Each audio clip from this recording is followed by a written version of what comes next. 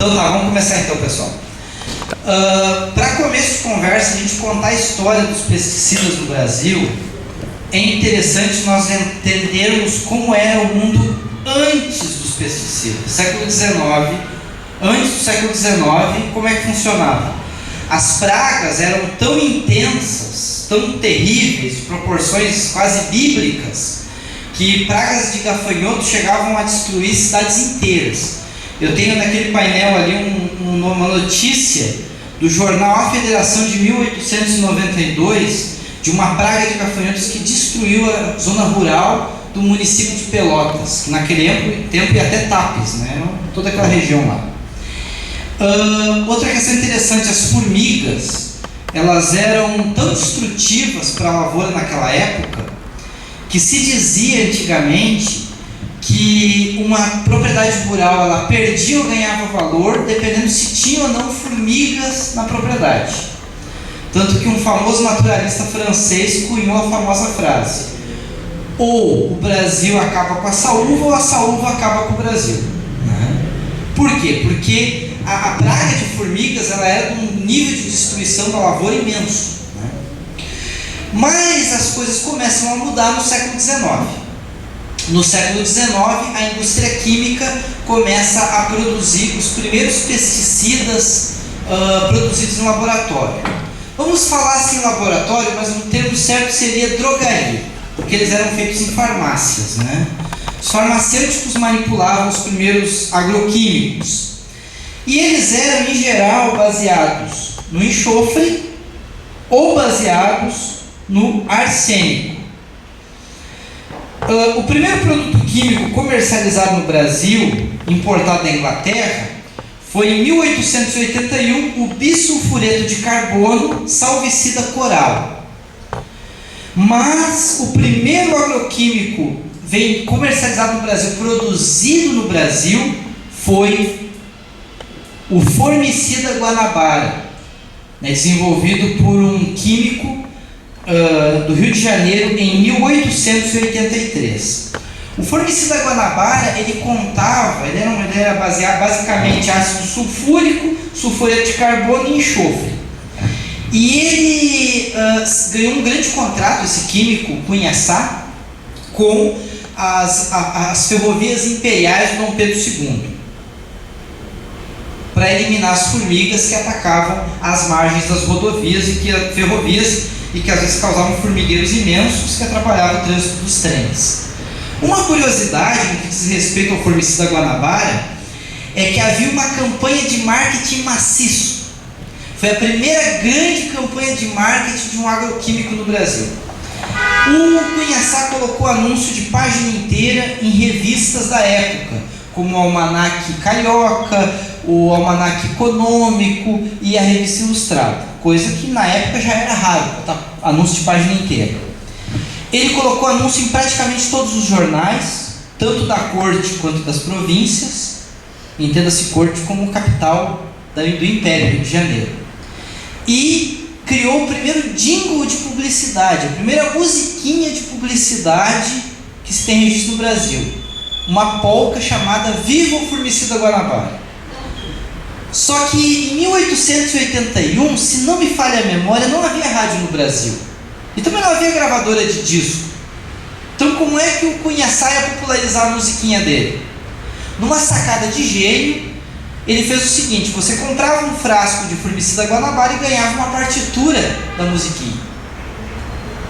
Porque naquela época, as pessoas, quase todo mundo que era alfabetizado também sabia ler música. Porque geralmente nas escolas se ensinava, não tinha disciplina de música. E o Rio de Janeiro era conhecido como Pianópolis, pela quantidade de pianos que tinha. Quase toda casa tinha um piano.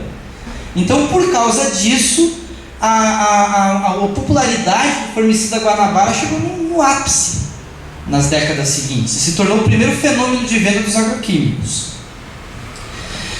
No caso do arsênico, o arsênico ele é uma substância tão tóxica, ele é um mineral, um semimetal, que ele é tão tóxico que apenas 140 miligramas tirava a tampa do barril, deixava o barril lá do lado da tulha do feijão, do lado da tulha do arroz, né, do milho, deixava lá o barril e colocava uma conchinha dentro do arsênico. Então chegava o colono, pegava um saquinho de papel, pegava a conchinha, colocava a quantidade que ele queria no saquinho de papel, respingava um pouco no feijão, não dava bola, fazia a trouxinha e colocava para pesar. Pesava, pagava e levava para casa. E como é que você usava esse arsênico? Que era vendido a granel ali, sem qualquer orientação, sem nenhum tipo de orientação. Você chegava em casa e você poderia usar esse arsênico como raticida. Você misturava ele com a farinha de milho, colocava em pratos e colocava os pratos embaixo dos armários ou dentro do galpão para o rato comer. Como o arsênico ele é uma substância de um grau de toxicidade aguda muito grande, a morte é quase instantânea. A pessoa nem chega a agonizar, né? E tem algumas histórias de acidentes pitorescos com arsênico. Uma delas é da polenta assassina. Em 1900, lá em Porto Alegre, um cidadão que tinha uma casa de aluguel, ele decidiu fazer um raticida caseiro para deixar na casa de aluguel para matar os ratos da casa. Ele pegou um saquinho de ráfia com farinha de milho dentro e misturou com arsênico e deixou dentro do armário para os ratos comerem. Quando os novos inquilinos chegaram na casa e abriram as prateleiras, eba, vamos ter polenta hoje. No dia seguinte ele chegou na casa e ninguém atendeu. Ele estranhou, pegou a chave, abriu. Quando ele abriu, aquela cena, toda a família em volta da mesa, morta e azul, porque o arsênico ele causa azulamento da pele, né, por causa da combinação com a hemoglobina. E essa é uma das muitas histórias de intoxicação acidental por arsênico, que era muito comum no século XIX e início do século XX. Porém, para você usar esses agroquímicos primitivos, você precisava de máquinas para fazer isso. E a mais popular... Alguém me segura aqui o microfone para mim? Eu seguro enquanto dou a explicação aqui. Obrigado. A mais popular era essa aqui, a máquina de matar formigas Salvador, patenteada em 1909 pelas Bombas Ur de Porto Alegre. Ela funcionava assim.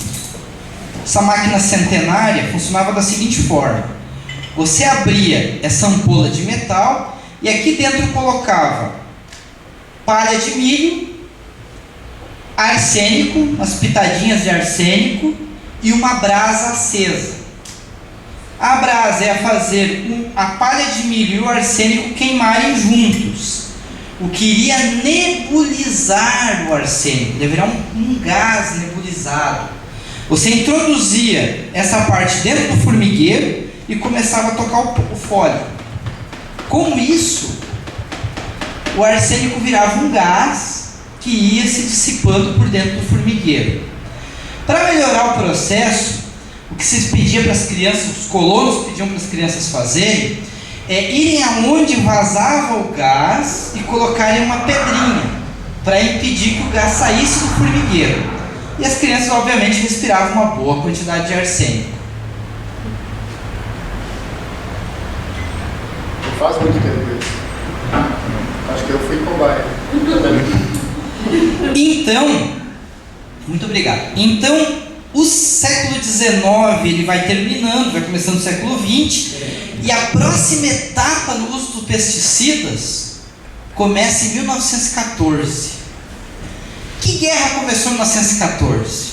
Primeira Guerra Mundial. E a Primeira Guerra Mundial tinha o problema das trincheiras, né? Aquela questão de trincheira, eles não conseguiam avançar, eles precisavam de uma arma que conseguisse vencer a trincheira. Os alemães desenvolveram uma coisa chamada Pioneer Commando 36.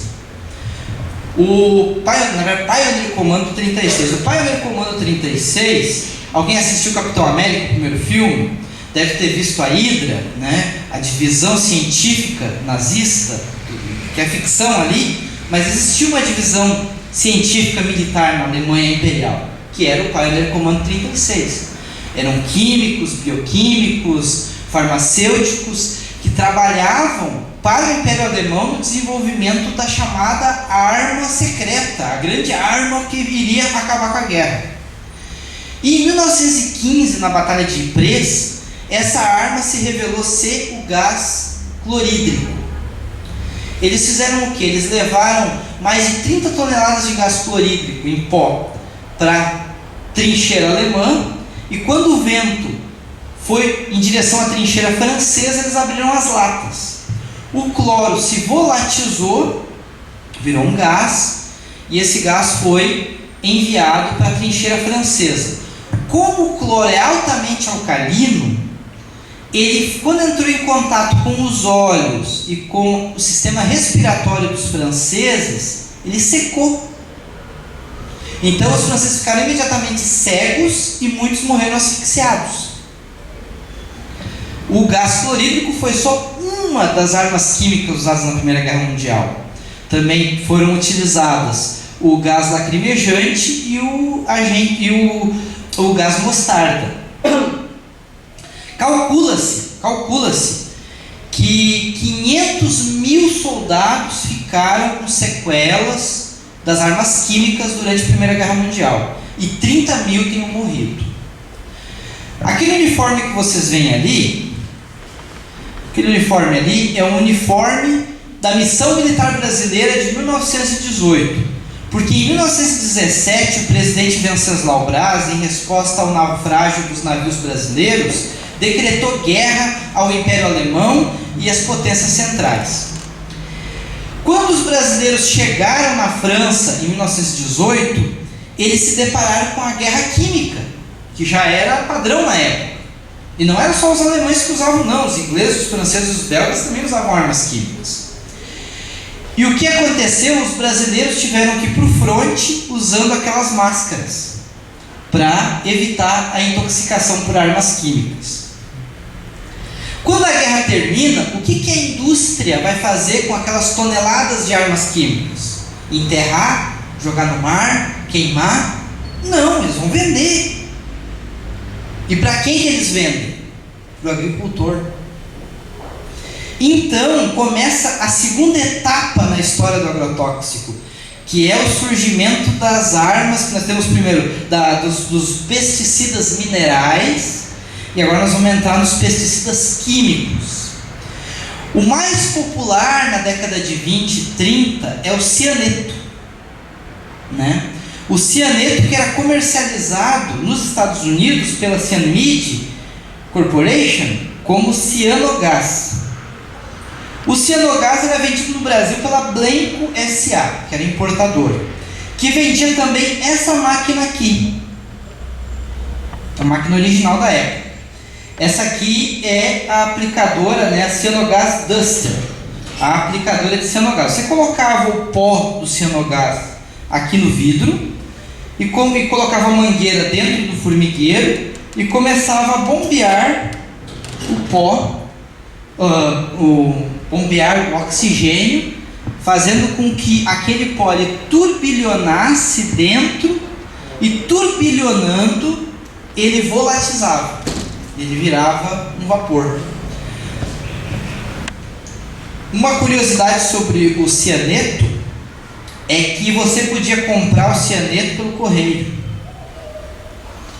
Apesar de ser uma substância altamente tóxica, você podia comprar. Aqui tem um anúncio da revista Chácaras e Quintais de 1948 que diz, cianogás, moderno e fulminante processo para extermínio de formigas e ratos.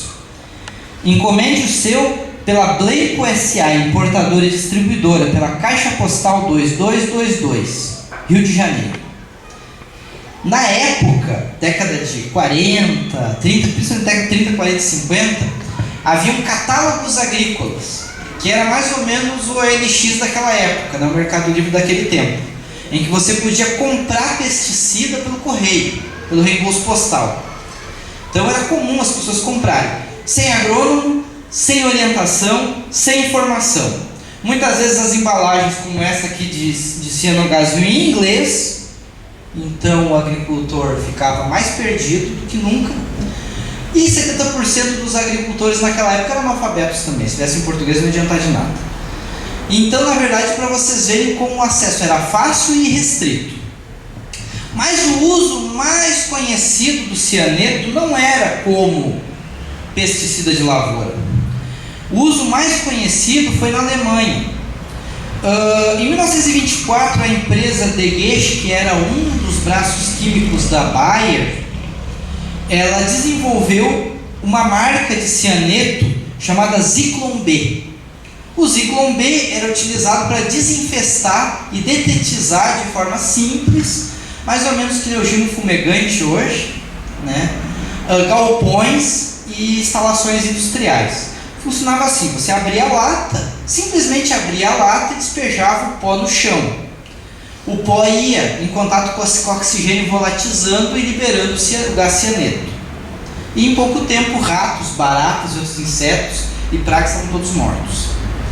Porém, em 4 lugares específicos na Polônia, Auschwitz, Birkenau, Sobibor e Treblinka, surgiram os campos de extermínio nazistas, que eram diferentes dos campos de concentração nazistas. No campo de concentração era trabalho escravo. Os campos de extermínio, como dizia um chefe da SS, só se podia sair pela chaminé, né? Então o que acontecia? Para vocês terem uma ideia bem clara de como o Zyklon B, um pesticida criado para desinfetar galpões, foi usado como arma para um genocídio horrível, com a conivência da indústria química, não podemos negar isso, porque a indústria química não se omitiu de vender de forma abusiva esse produto para a SS. Só para citar o exemplo de Auschwitz. Auschwitz tinha 3 fornos crematórios, cada um com capacidade de 1000 corpos dia. Os 3 chegavam, descarregavam as pessoas, que iam em um corredor até uma sala subterrânea, onde era um tipo de vestiário. Lá haviam cabides numerados, as pessoas tiravam a roupa e penduravam nos cabides. E dizia-se que ia se aplicar um tipo de produto químico para que as pessoas não pegassem tuberculose, tifo ou tivesse algum tipo de outra praga. Era para poder, se vocês vão receber um banho desintoxicante para poder entrar no campo. Aí você entrava numa sala escrita sala de banho, que parecia mais uma sala, uma câmara frigorífica, porque tinha uma porta que era lacrada toda com borracha para ficar bem vedado. Os prisioneiros, 300 de cada vez, eram colocados lá dentro, e nos chuveiros, em vez de sair água, saía Zyklon B, cianeto. Em questão de alguns minutos estavam todos mortos. Aí entravam em ação os capos. Os capos eram prisioneiros que eram obrigados a fazer o serviço sujo para a SS. Os capos entravam com carrinhos de mão, recolhiam os corpos e levavam para os fornos crematórios, que ficavam, obviamente, afastados da área de entrada do campo de Auschwitz, para que os prisioneiros não desconfiassem. E lá havia um processo industrial de aproveitamento dos corpos. Literalmente isso. Primeiro passo, se raspava as cabeças, o cabelo era separado. Depois arrancavam-se os dentes, que eram separados, e o corpo ia para o forno crematório. Dentro do forno crematório havia uma divisão. O forno foi desenvolvido por uma indústria alemã de engenharia, que ele dividia a gordura das cinzas. As cinzas iam para a indústria de cimento e a gordura para a indústria de sabão e glicerina de uso industrial. Com os dentes, eles faziam cimento odontológico, que era utilizado na odontologia. E com os cabelos iam para a indústria têxtil para fazer forração de casacos, principalmente os casacos que eram usados por pilotos e motoqueiros. O Zyklon B parte dessa história, a gente não pode negar isso. Então a indústria química tem parte de culpa no genocídio nazista, né?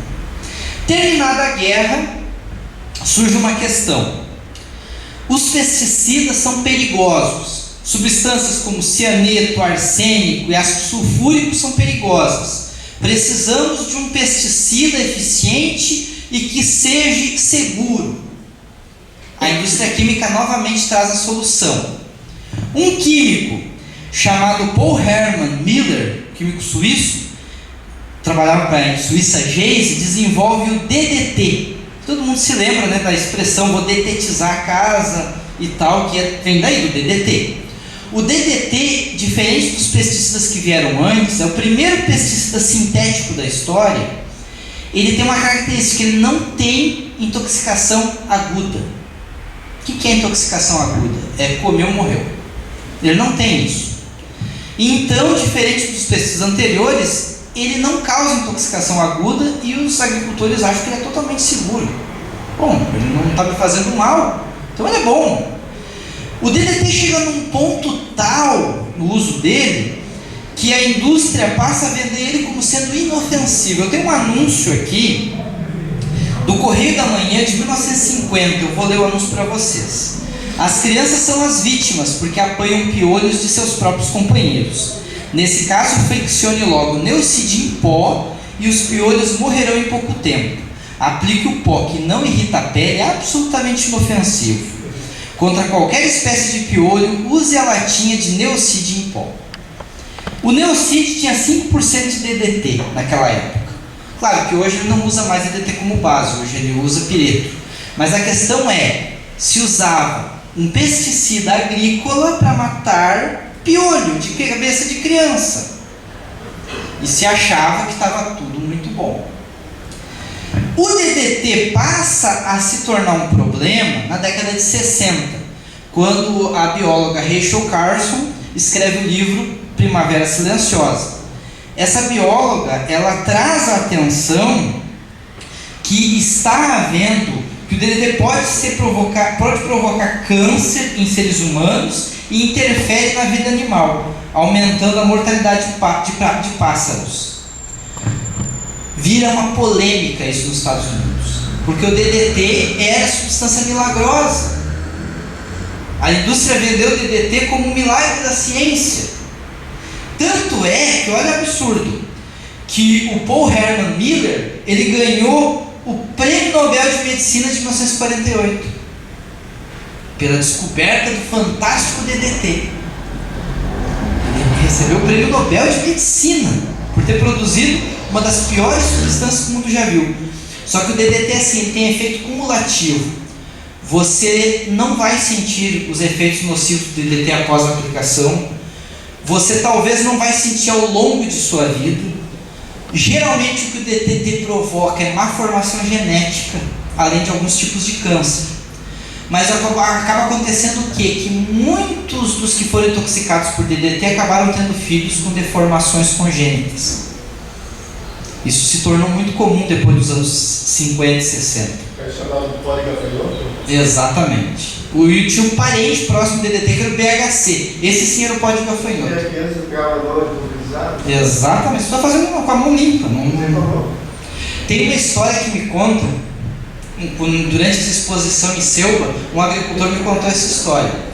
Que na década de 60, eles estavam aplicando DDT na lavoura. Eles tinham um trator Ferguson em inglês, aquele Fordson Major Diesel em inglês. E aí tinha um pulverizador, aquele de rotor, porque era pó, né? Pulverizador de rotor no trator. E era um dia quente e no suor do corpo grudou tudo aquele DDT. Esse cara amarelo de tanto DDT. Pareciam uns Teletubbies, todos amarelinhos. Quando terminou o dia, eles disseram: vamos tomar um banho no açude para sair essa meleca, né, do corpo. E eles foram fazer isso. Uns 2 dias depois, o pai deles chamou eles: o que vocês andaram fazendo no açude? Ué, como é que você sabe que nós fomos para o açude? Porque os peixes estão tudo mortos. Vocês não andaram tomando banho no açude com veneno?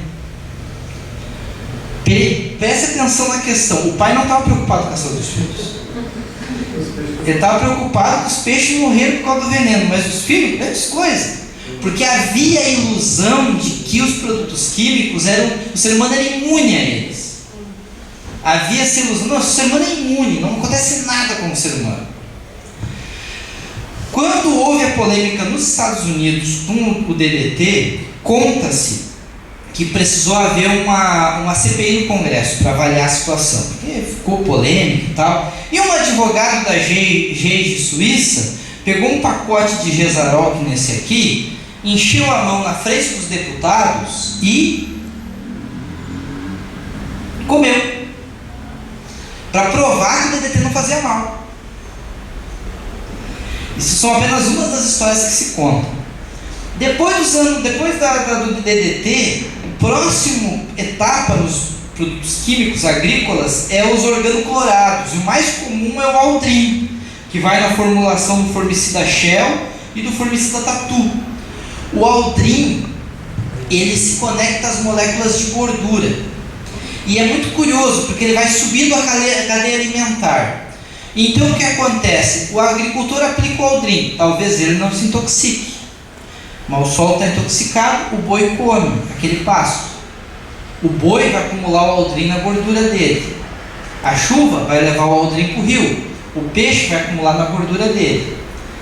É mais fácil você se intoxicar com o Aldrin comendo uma carne contaminada com ele do que você se expondo ao próprio produto. Olha só.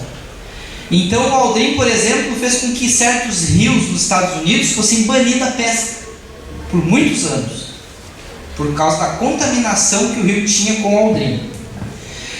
A falta de informação era tanta que alguns agricultores faziam coisas bizarras. Eu tenho aqui um barril da Hearst de Aldrin, e depois que terminou o pesticida no barril, o colono decidiu guardar banha dentro dele.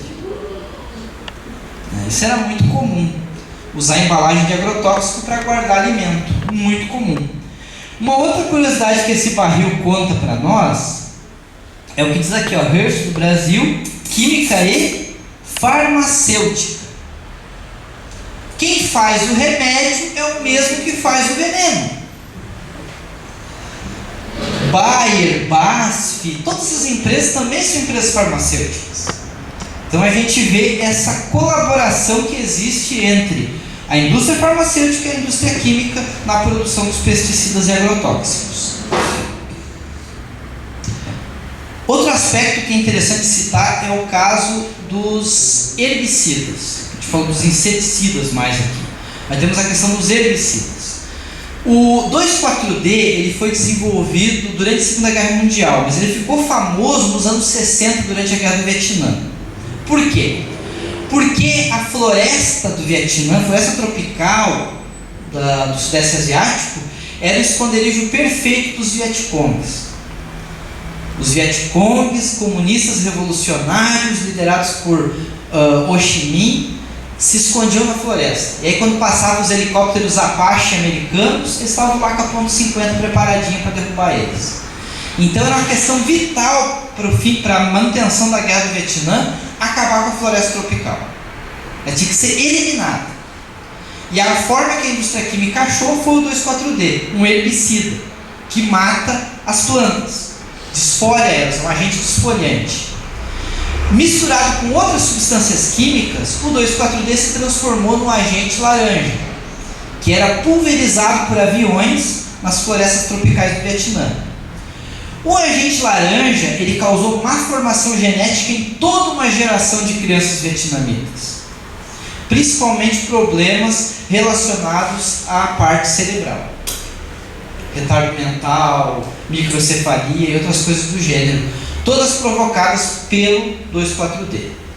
Pasmem, para algumas culturas no Brasil o 2,4-D ainda é permitido. Nós tínhamos falado do DDT antes, só para citar um caso interessante. O DDT foi banido da Europa e da América do Norte pela Convenção de Estocolmo de 1970. Vocês sabem quando que o Brasil assinou a Convenção de Estocolmo? Em 2009. Então, para a gente ver a que ponto está o nosso atraso legal na questão dos agrotóxicos. Outro aspecto interessante, pessoal, que eu não posso deixar de falar. Essas máquinas para aplicação de veneno, pega aqui o exemplo aqui dessa aqui, ó. É um pulverizador a pedal dos anos 40 norte-americano. Você colocava o veneno aqui dentro e ele pulverizava para dentro do formigueiro. Ou também essa bombinha da Heileg feita, Insect Duster, feita no Canadá. A questão interessante dessas máquinas é que elas eram importadas, de manutenção difícil, não se conseguia peça de reposição, elas eram caras. Então, para popularizar o uso do agrotóxico, era necessário fazer o quê? Máquinas nacionais. Aí, quem traz a novidade são os japoneses do interior de São Paulo. Eu gostaria de pedir para o colega vestir de novo aqui a pulverizadora Hatsuta. Olhar para o terceiro, bom. É interessante notar, pessoal, que sem essas máquinas produzidas no interior de São Paulo, não haveria se popularizado o uso do agrotóxico do jeito que ele se popularizou hoje.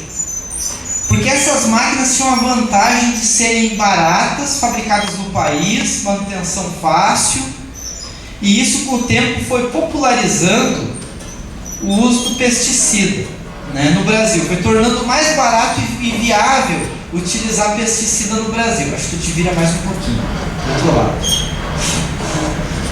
É aí mesmo. Isso aí. Então essa história é só para vocês verem que a industrialização do Brasil também é parte do problema.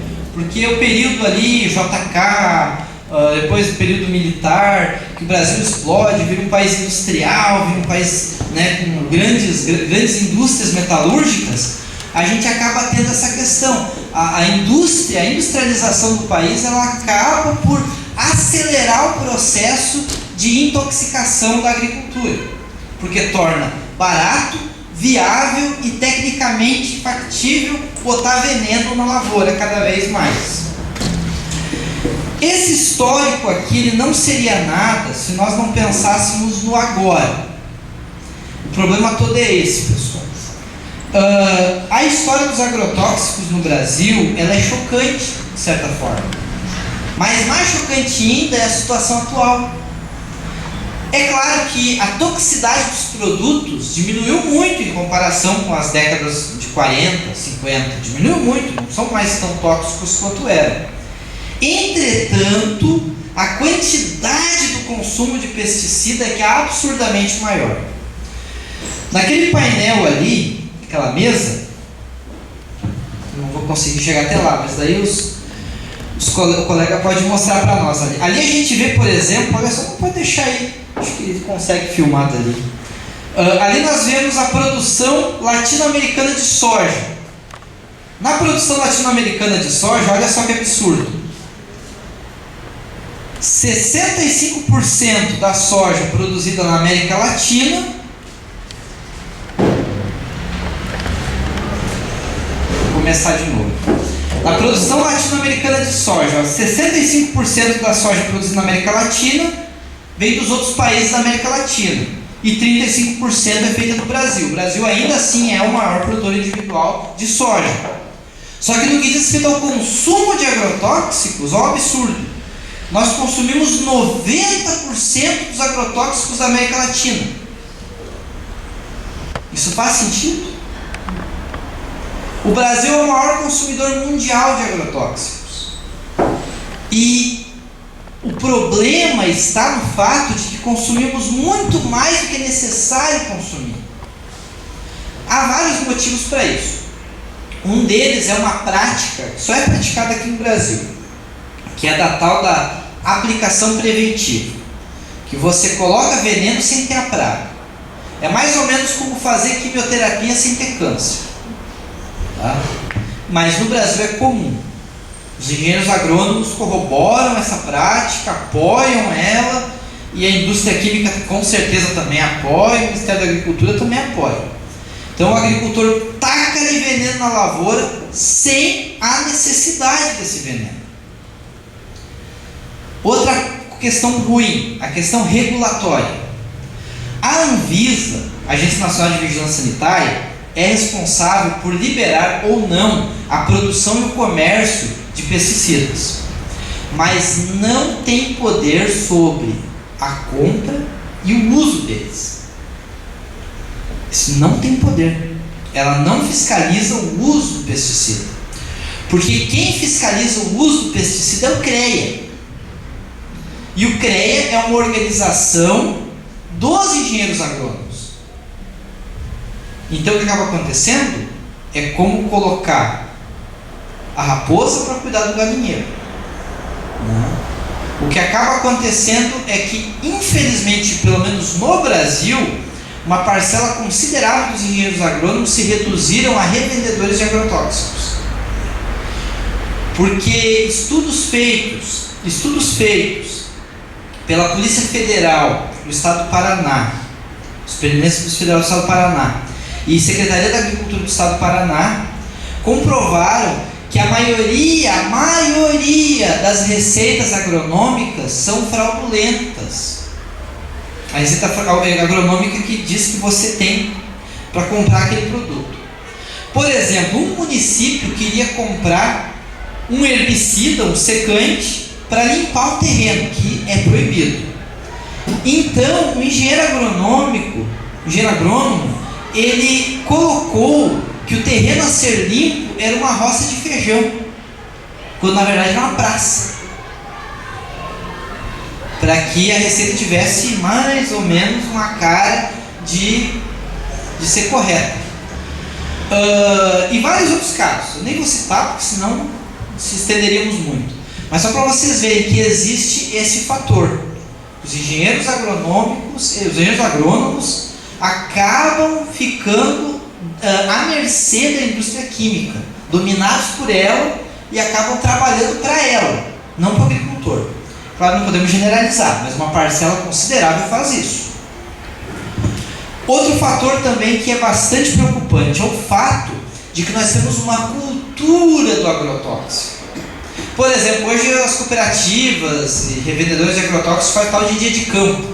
Eles reúnem os agricultores para mostrar as novas tecnologias. Isso é feito no Brasil desde o século XIX. Naquele painel, vocês podem ver, tem um anúncio de um convite para ver a demonstração do formicida brasileiro em 1895, num dia de campo do século XIX. Outro aspecto interessante é a publicidade do agrotóxico. Se vocês olharem jornais da década de 40, 50 e 60, você vai ver que sempre relacionam o uso do agrotóxico a lucro na propriedade rural.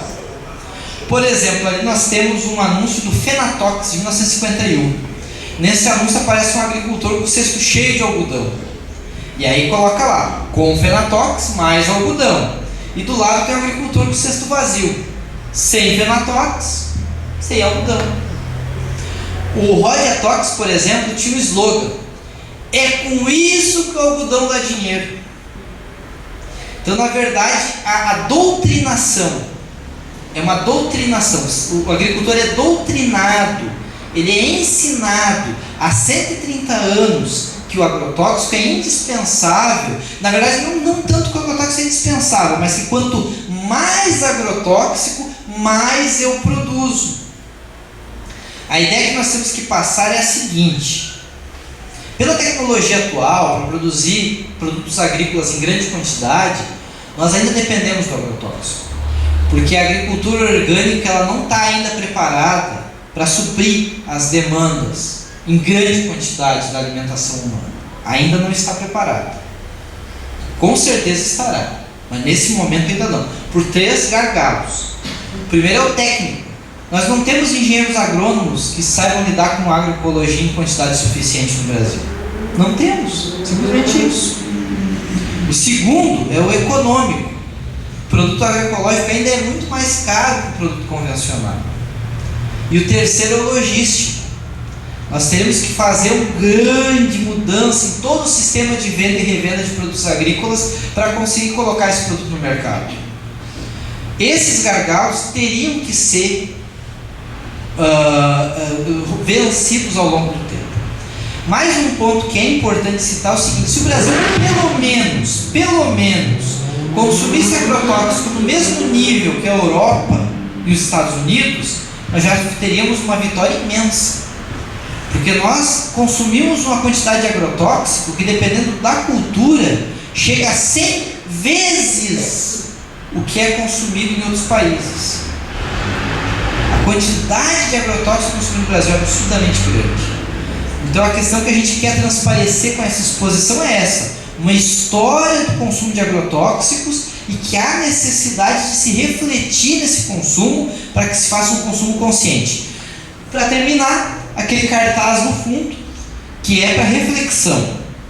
Qual desses 2 agricultores tem mais chance de viver para conhecer os netos? O da esquerda ou o da direita? Veja que o da esquerda está protegido, com roupa, luva, máscara, e o da direita não tem nada. Só que o que você vê na lavoura é o da esquerda ou o da direita? Então nós temos que explicar isso, porque o que a gente tem que entender, um outro aspecto importante, é que a indústria química sabe que produtos envenenados não vendem no mercado exterior. Pode ser que venda aqui no nosso, mas no mercado internacional não vende. Produtos com alta concentração de veneno. Então a indústria criou produtos químicos que têm um pico de ação curto, uma meia-vida curta. Então acaba acontecendo o quê? Que quem recebe a grande dose de toxicidade não é o consumidor final que vai comer o produto, é o agricultor na lavoura. Ele é que vai receber o pico da intoxicação. Então, por isso, o trabalho com agricultores e filhos de agricultores é fundamental para evitar proliferação de doenças.